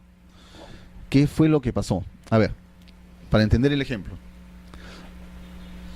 Tenemos la partida registral y en esta partida registral aparece como titular la sociedad conyugal conformada por Pedro y por Teresa. ¿Ok? Muy bien. Transcurre el tiempo y el segundo grupo de personas abajo señalados quieren regularizar la fábrica y ellos intervienen en la declaración. ¿Qué es lo que va a exigir el registrador? Que existe el tracto sucesivo, ¿cierto? Que quienes soliciten la declaración sean los que figuran como titulares registrales, ¿cierto? ¿Ustedes se imaginan qué pudo haber pasado ahí? Efectivamente, uno de los titulares falleció, ¿ok? Y ahora están interviniendo los herederos, pero, ¿qué se necesita? ¿Solamente la partida de matrimonio? No. Necesitamos pues una sucesión intestada, una sucesión testamentaria para poder determinar qué tracto sucesivo se está cumpliendo. Dice, aquí si uno de los cónyuges falleció previo a cualquier acto, se debe regularizar el tracto. Esto es, se debe realizar el procedimiento de sucesión intestada o testamentaria e inscribirlo en el registro correspondiente y luego proceder a su inscripción en el registro de predios. Lo dicho, no basta presentar la partida de función. Igual, estos casos igual son frecuentes. Titulares que todavía no aparecen formalizados o registrados.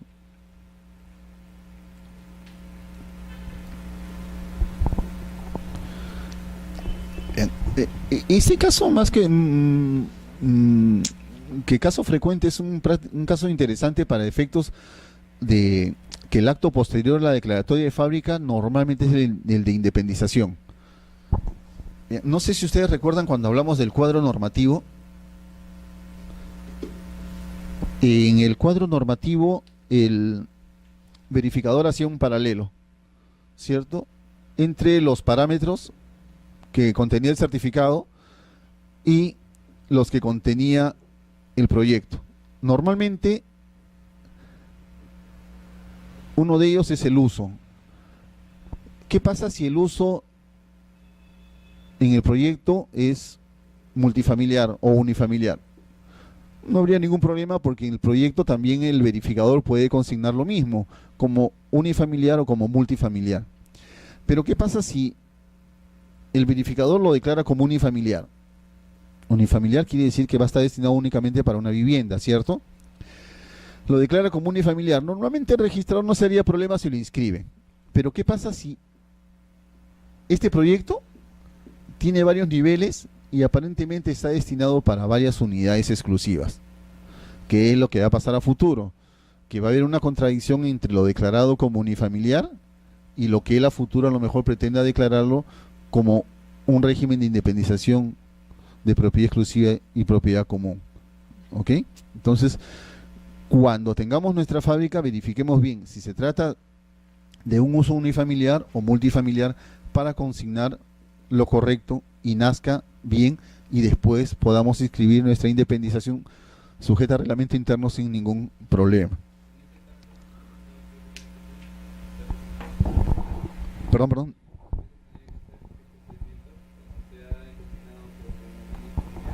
No, tendríamos que hacer la rectificación de la fábrica. Hay una rectificación de fábrica. Si es por regularización, no procede, no procedería.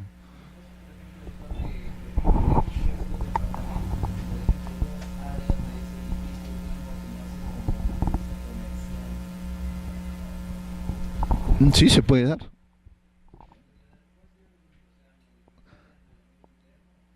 A ver.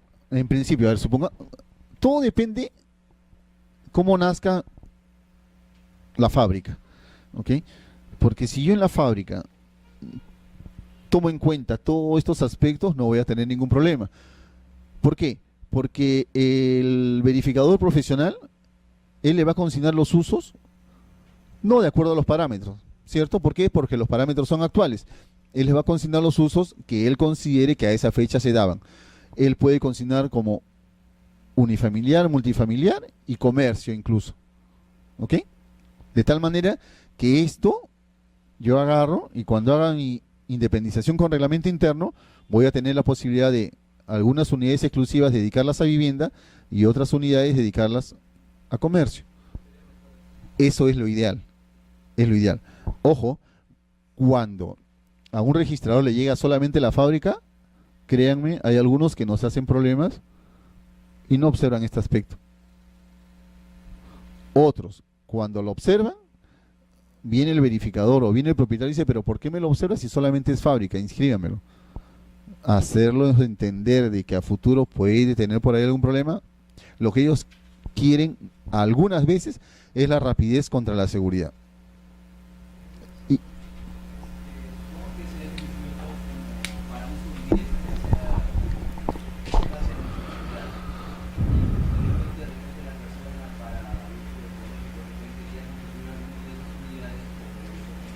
¿ya?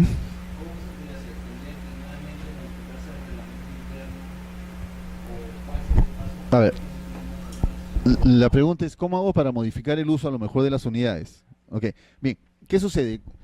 Cuando nosotros declaramos la fábrica, declaramos los ambientes de acuerdo al uso que está, ¿cierto? Si es una vivienda, pues definitivamente sala, comedor, dormitorio, baño, etcétera, etcétera, etcétera. Si es, por ejemplo, uso comercial, a veces le ponemos estudio o tienda, o qué sé yo. Bien, cuando realizamos la independización, ¿qué hacemos? A esta unidad vivienda le consignamos ese uso. Y a esta unidad, igual, uso comercio. Bien, supongamos que yo quiero variar el uso de esto en mi reglamento interno.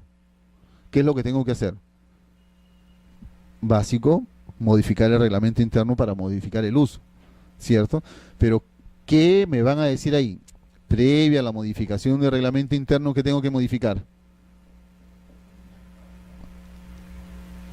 La fábrica, ¿cierto? ¿Por qué? La distribución de mi fábrica, ¿a qué está determinada? A que determinadas unidades tengan como uso comercio, otras vivienda. ¿Eso cómo lo varío? Necesariamente con una modificación de fábrica o una remodelación, dependiendo del acto que yo quiera manejar. Pero ya no en regularización. Recuérdense que solamente regularizamos una sola vez. Ya tendremos que hacer vía municipal nuestra modificación para después hacer nuestra modificación de reglamento interno.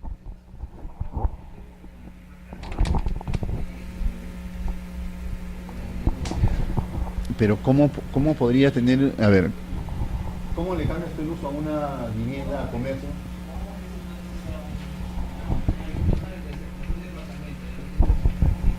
Que no te escucho.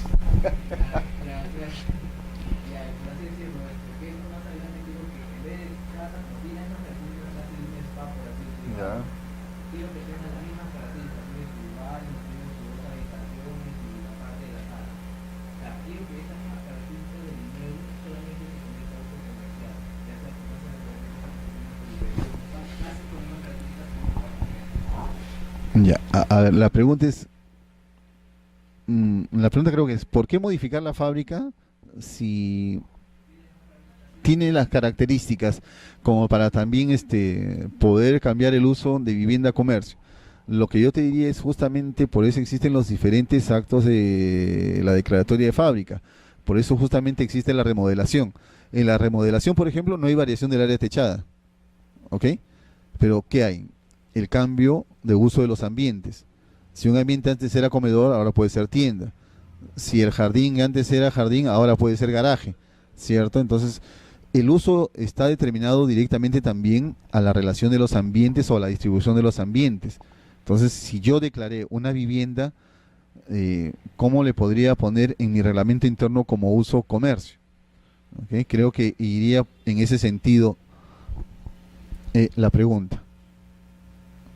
Continuemos. A ver. Dice, de acuerdo a los antecedentes registrales, o sea, la partida, inscribimos la jurisdicción, numeración, nomenclatura, áreas, medidas, colindancias y sobre todo el frente del predio. Bien, con el transcurso del tiempo ustedes saben que esto puede variar, ¿cierto? En la partida normalmente cuando se apertura nace como manzana y lote. Incluso la nomenclatura está desactualizada, está como calle C o avenida B, etcétera. Bien. Supongamos que los datos de la partida son, ¿no? Distrito San Martín de Porres, ubicación Manzana M, lote 57, urbanización Los Olivos, con frente a la calle B. Y en la documentación que presentan, aparecen otros datos. Han variado.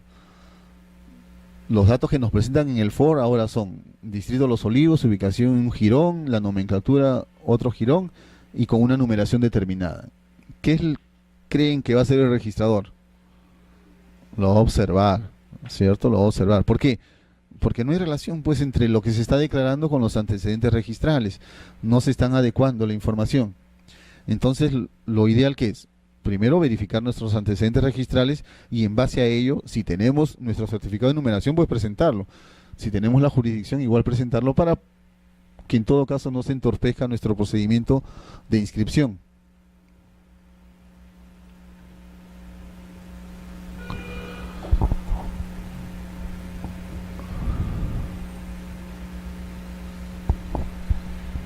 Acuerdo cómo lo puse este ejemplo, pero bueno, vamos a ver.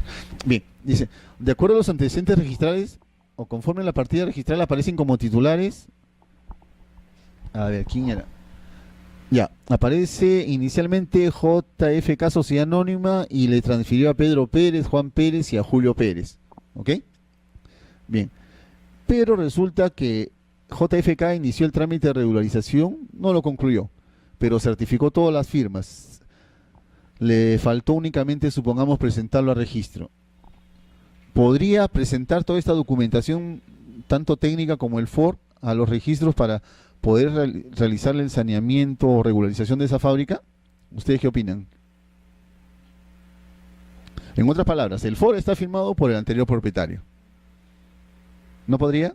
Sí podría. No sabe, no opina, no vota.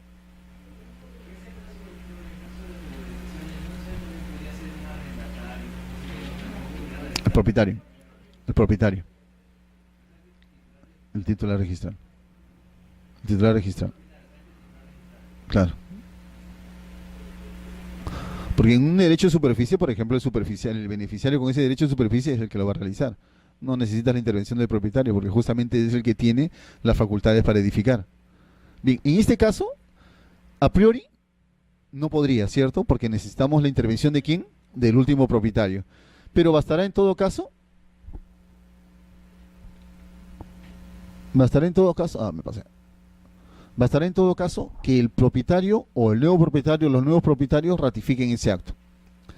Un anexo 4 con firma certificada indicando que ratifica todos los actos que contiene el FOR y va a proceder la inscripción. Por ahí no va a haber ningún tipo de inconveniente. Será observado, pero después lo pueden o se puede regularizar. El nuevo propietario o el titular registral, el propietario inscrito en los registros públicos. Él es el que va a ratificar. Si el FOR es un documento privado, ¿mediante qué documento podemos ratificarlo? O otro documento privado, ¿cierto? Con firma legalizada. No habría restricciones en ese aspecto.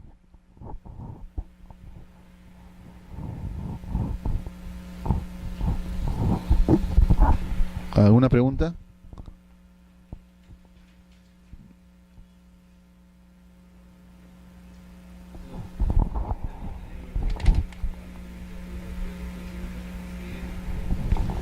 A ver, en principio, si yo quiero inscribir solamente la fábrica y el predio está en otra jurisdicción, definitivamente ahí sí no puedo hacer absolutamente nada, tengo que presentar necesariamente mi certificado de jurisdicción.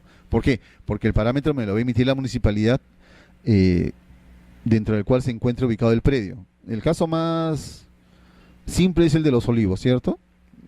Parte de San Martín de Porres se convirtió en distrito de Los Olivos. Bien. ¿Perdón? También, ¿cierto? Entonces, eso sucede frecuentemente. Entonces, ahí sí no podemos salvarnos y deberíamos presentar nuestro certificado de jurisdicción. Pero, ¿qué pasa con la numeración y la nomenclatura? ¿Sería obligatorio? Yo creo que no.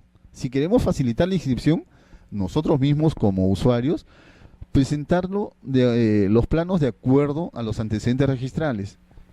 Eso, ¿por qué? Porque el objetivo de una fábrica, ¿cuál es? Regularizar y lograr la inscripción de la distribución de ambientes, ¿cierto? No actualizar datos, solamente lograr la inscripción de nuestra edificación. Entonces, eso, si lo consideramos conveniente, a futuro lo podemos hacer sin ningún problema. ¿Ok? Pero como les vuelvo a repetir, lo que sí podríamos, o lo que no podemos dejar de hacer es el cambio de jurisdicción. Pero después la nomenclatura y la numeración, no va a haber ningún problema. Es más, se le acepta en algunos casos hasta cuando lo ponen referencialmente entre paréntesis, ¿no? Por decir, calle San Juan, antes avenida A. Bueno, ya se está identificando al predio plenamente, por ahí no habría mayor inconveniente. O a veces le ponen la numeración actual, ¿no? Girón Santa, número 345, y entre paréntesis le ponen, ¿no? Manzana K, lote 1. Bueno, está relacionado al predio, es el predio. Pero eso no significa de que se va a inscribir esa numeración o esa nomenclatura que se está indicando en el plano. Lo que buscamos es relacionar de que esa documentación le corresponde al predio, ¿ok? Para lograr la inscripción, nada más.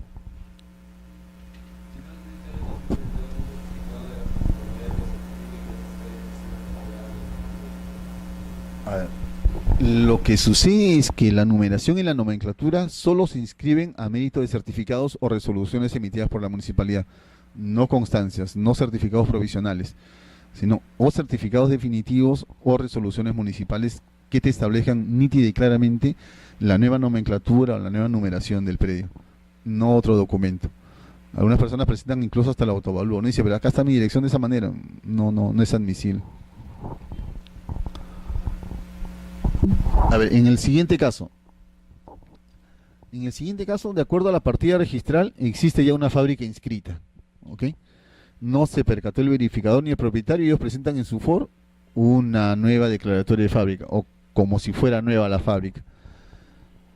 ¿Cuál es la solución? La solución son dos: o presento la demolición total, si efectivamente es una fábrica nueva, la demolición total de esa declaratoria de fábrica, o me adecuo y declaro la ampliación o la modificación de la fábrica si fuese el caso. ¿Ok?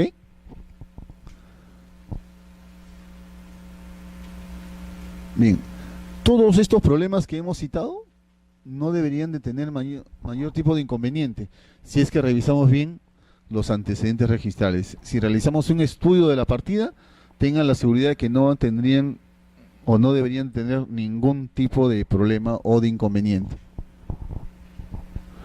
Pero en algunos casos no sé dónde sacan los datos para realizar el levantamiento de los planos y de la información que contiene la partida, pero no de la partida necesariamente, porque son datos que no tienen ningún tipo de relación con la partida registral.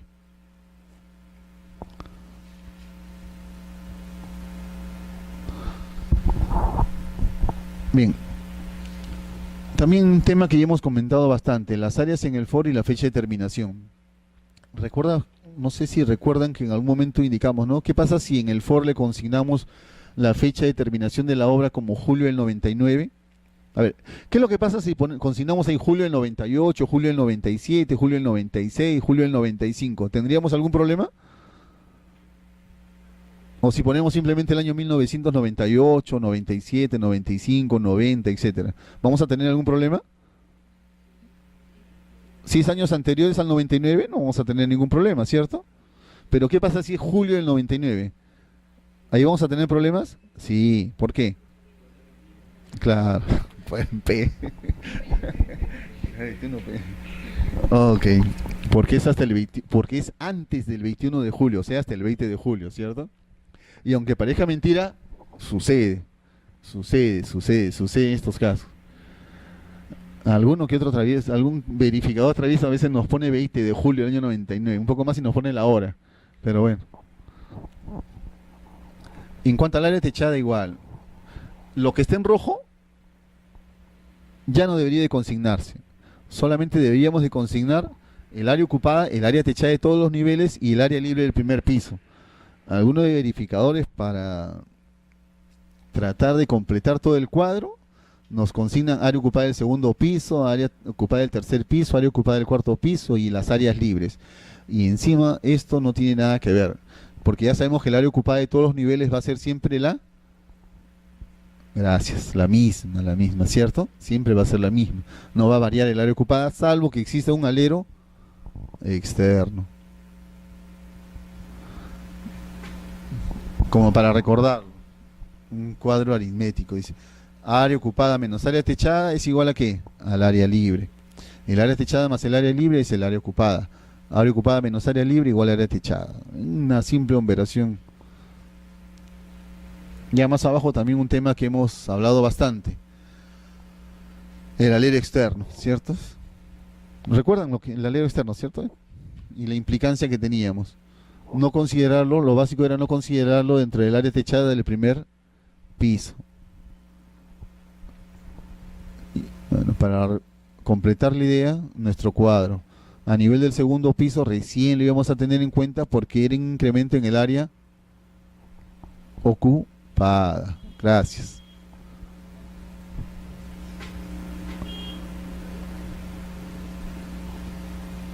Bueno, para completar la idea, dice, el alero externo no se computa entre el área techada del primer piso. No se encuentra entre la proyección poligonal del área de terreno. Se computa como área ocupada del nivel superior.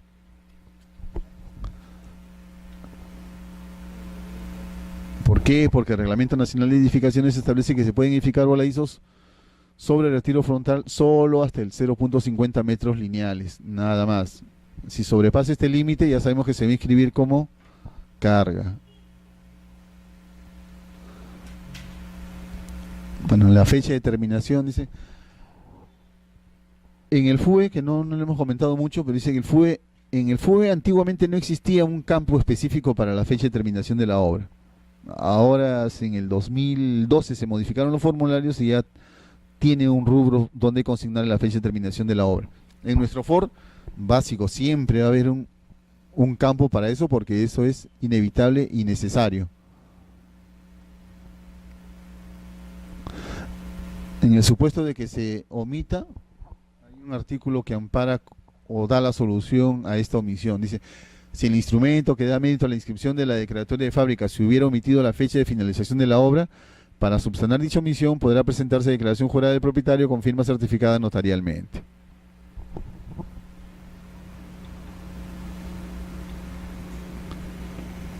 Regularización sucesiva.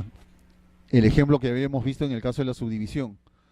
Dice, inscrita la declaratoria de fábrica mediante el procedimiento de regularización previsto en el título número tantito de la ley 20 tanto, la posterior ampliación, modificación, reparación, remodelación, puesta en valor, cercado o demolición de la fábrica efectuada sin cumplir los procedimientos establecidos, se regularizará mediante el procedimiento previsto en la ley 29090.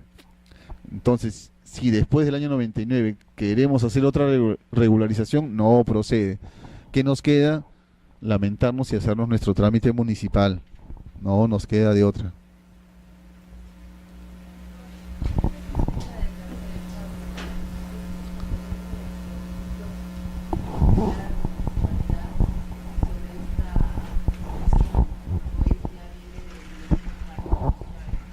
No, lo que pasa, a ver, no sé en qué, ahí sí justo estaba pensando esto días atrás, porque en el momento que se inscribe la fábrica, retrocedo, cuando se presenta el FOR para la inscripción de la fábrica, presentan 3 juegos, un original y 2 copias, ¿ok? En el momento que se inscribe la fábrica, el original queda en el archivo registral, un juego se le devuelve al usuario y un juego queda para ser remitido para la municipalidad. ¿Ok? La norma dice que el notario se quedará un juego y en el momento que verifica la inscripción lo remitirá a la municipalidad. Eso dice el decreto supremo si mal no recuerdo. Pero no sé en qué momento se cambió, porque hasta donde yo sé esta norma quedó inmóvil, que el registro comenzó a quedarse con el otro juego de la municipalidad y remitirlo directamente a las municipalidades, que se remiten cada cierto mes. Por ahí cuando tuvimos un encuentro con los funcionarios municipales nos decían que tenían salones llenos de formularios registrales de las fábricas inscritas y no sabían qué hacer con ellos.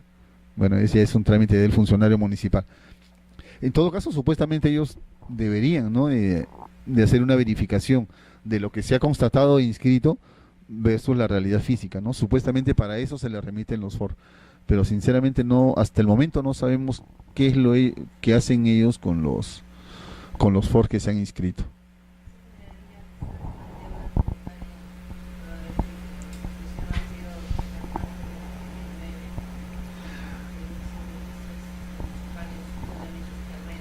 Claro, pero lo que ellos tendrían que hacer ya pues todo un procedimiento judicial para poder para poder ese asiento cancelar ese asiento judicialmente, porque si es como tú dices, supuestamente esa fábrica no se debe inscribir porque fue a posteriori, ¿cierto? Ahora, lo que ellos podrían hacer es, perdón.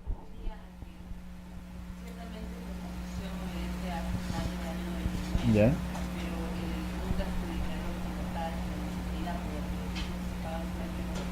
Ah, claro.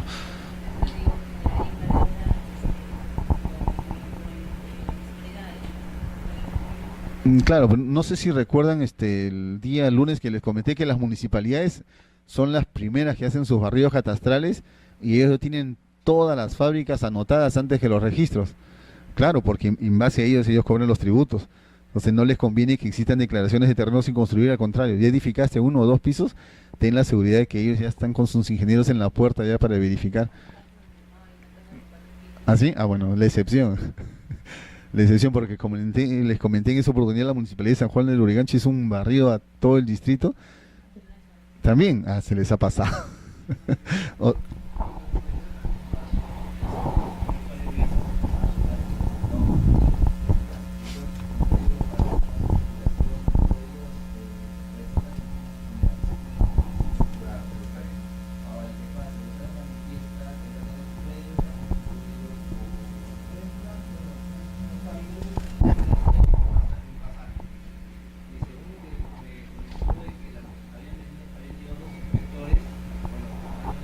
Para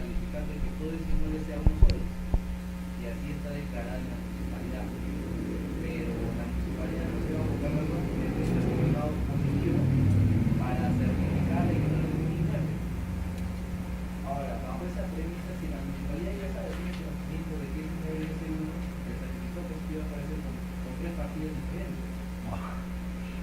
O sea, yo te cuento que Independiente de Buenos Aires, la parte del pasado Claro, y la parte ya, del son 3 unidades. pero para ellos somos dos. También es un italiano regularista tiene conocimiento de que particularmente es una organización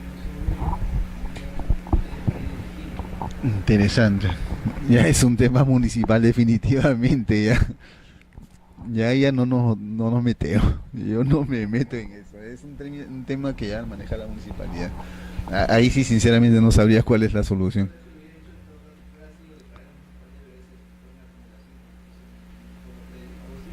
Podría ser una solución. Pero no te podría dar una respuesta específica porque ya escapa lo registrar ese tema. Bueno.